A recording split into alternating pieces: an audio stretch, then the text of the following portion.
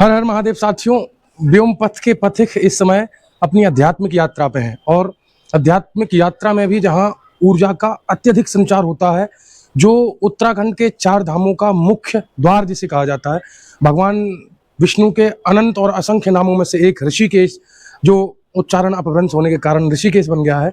और उसी ऋषिकेश की पावन पुण्य पवित्र भूमि पर इस समय हम हैं और पहले आपको ये व्यू दिखाते हैं, उसके बाद आपको आज ऋषिकेश का भ्रमण कराते हैं। ये देखिए, ये परमार्थ निकेतन के सामने जहाँ पर प्रतिदिन गंगा आरती होती है परम श्रद्धेय स्वामी श्री चिदानंद मुनि जी के परम सानिध्य में। और ये आप जो देख रहे हैं, ये पूरा व्यू है और अद्भुत, अविश्वसनीय, अविस्मरणीय। विगत 3 दिनों से हम यहाँ पर आनंद ले रहे हैं पूज्य गुरुदेव भगवान की कृपामयी छाया में। यहाँ पर रुके हुए हम, ये गीता भवन 2 नंबर के सामने गीता भवन का ही एक स्थान है जिसे संत निवास कहते हैं। पूज्य गुरुदेव भगवान की कृपामयी छाया में हम सभी लोग यहाँ रहकर सुबह से लेकर शाम तक और शाम से लेकर सुबह तक जब आँख खोलते हैं तब माँ गंगा के दर्शन होते हैं। और ये अद्भुत है, क्योंकि गंग सकल मुद मंगल मूला, सब सुख करनी हरन सब सूला। चलिए चलते हैं, आपको ऋषिकेश का भ्रमण कराते हैं। ये हमारा मुख्य द्वार है और ये जैसे आपको बताया था हमने कि हम गीता भवन के संत निवास में रुके हुए हैं और अब हम चलते हैं नगर भ्रमण की ओर और आपको जल्दी जल्दी दर्शन कराएंगे। मुख्य स्थानों के बारे में आपको रोचक जानकारियां देंगे, बने रहिए व्योम पथ के साथ। सबसे पहले आप ये इन कुंज गलियों का दर्शन कीजिए और अब जो आने वाला है स्थान, उसे आरती स्थल कहा जाता है। ये बैरिकेड्स आपको दिख रहे हैं सामने जी, और ये परमार्थ निकेतन आप दर्शन कर रहे हैं और जस्ट परमार्थ निकेतन के सामने यहाँ पर माता गंगा की प्रतिदिन दिव्य भव्य आरती होती है। और अभी हम चलते हैं, आज ऋषिकेश भ्रमण पर हैं और आपको ऋषिकेश के बारे में कुछ अच्छी बातें और कुछ कड़वे अनुभव जो मैंने अनुभव किया है यहाँ पर नग्नता परोसी जा रही है लोगों के द्वारा आकर, उसके बारे में चर्चा करेंगे। क्यों उस पर यहाँ के संत महात्मा बात नहीं करना चाहते। ये हम आ गए हैं गीता भवन के 3रे नंबर, अर्थात गीता भवन के यहाँ पर लगभग 6 से ज़्यादा भवन है। पूर्व में हमारी जो भी पूज्य गुरुदेव भगवान की कथाएं हुई हैं वो गीता भवन के 5वें, 6वें और 7वें भवन में हुए। वर्तमान में जो कथा हो रही है वो कथा स्वयं गीता भवन का परिकर करवा रहा है और वो कथा इस गीता भवन के 30 नंबर के अंदर हॉल में हो रही है। इसका दर्शन हम आपको बाद में कराएंगे। वर्तमान में अभी आप आनंद लीजिए इन कुंज गलियों का। इनको देखकर हमें स्मरण आ जाता है श्री राम वृंदावन का, पर वहाँ पर इस प्रकार की नग्नता का प्रदर्शन नहीं है। हमारा श्री राम वृंदावन नग्नता से कोसों दूर है और हम ब्रजवासियों से यही अपेक्षा भी करते हैं कि ब्रजवासी आगे आकर नग्नता के और फूहड़ता के विरोध में अपना 100% योगदान दें। और अब हम बस कुछ ही देर में सीता सेतु के समक्ष पहुंचने वाले हैं। तब तक आप गंगा मैया का ये व्यू देखिए और कल कल निनाद करते हुए अत्यंत वेग से माँ गंगा हम सभी भक्तों को आनंदित करते हुए अन्य अन्य शहरों को छूकर स्पर्श करती हुई गंगा सागर में जाके विलीन हो जाती है।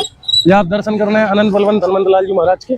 और ये पूरा व्यू आपको जो है जो सुकून देता है अपनी आपकी आंखों को।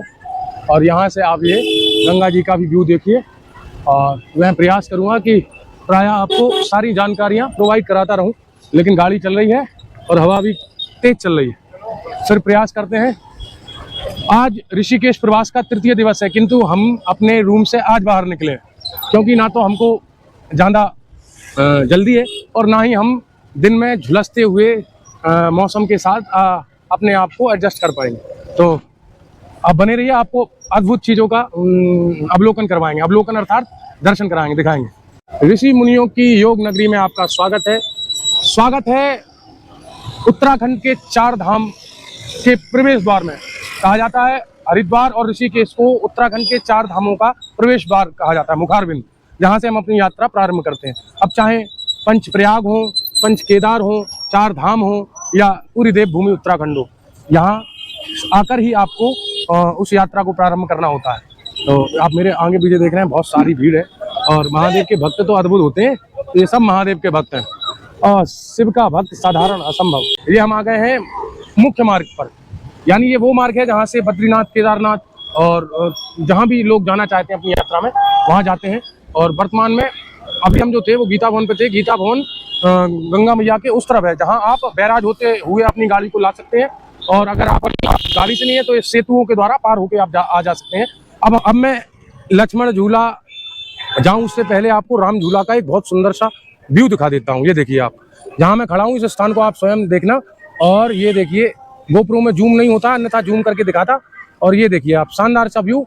और ये आप देख रहे हैं राम झूला, जो प्राय रील्स और वीडियोस में आप देखते रहते हैं।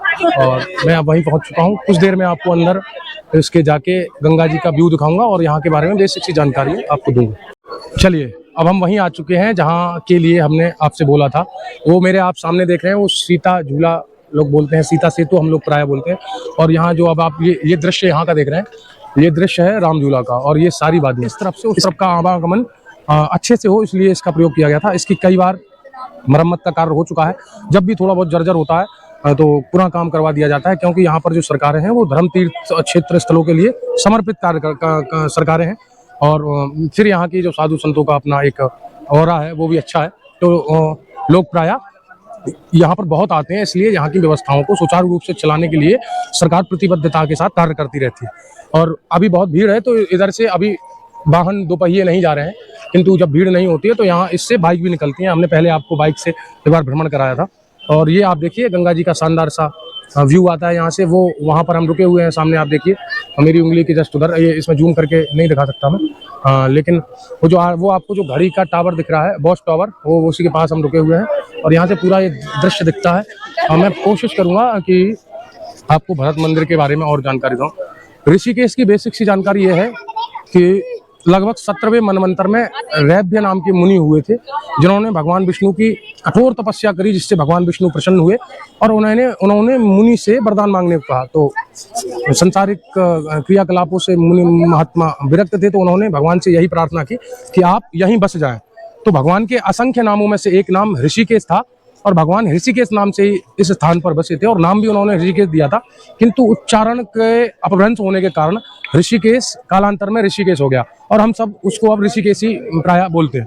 तो एक बात याद कर रखिएगा, रैभ्य मुनि की आराधना से प्रसन्न होकर भगवान विष्णु ने वरदान दिया और यहाँ पर बसे थे। जहाँ जिस मंदिर में स्थापना भगवान की जगतगुरु शंकराचार्य भगवान ने की थी, वो वही मंदिर है जिसके बारे में रैभ्य मुनि से भगवान विष्णु ने कहा था।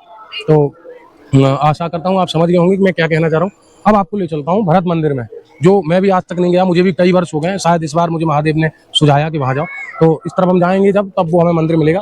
तो मुझे लगता है बाइक से हम जा नहीं पाएंगे, तो हम पुनः उस तरफ से घूम के आएंगे और आपको दिखाता हूँ।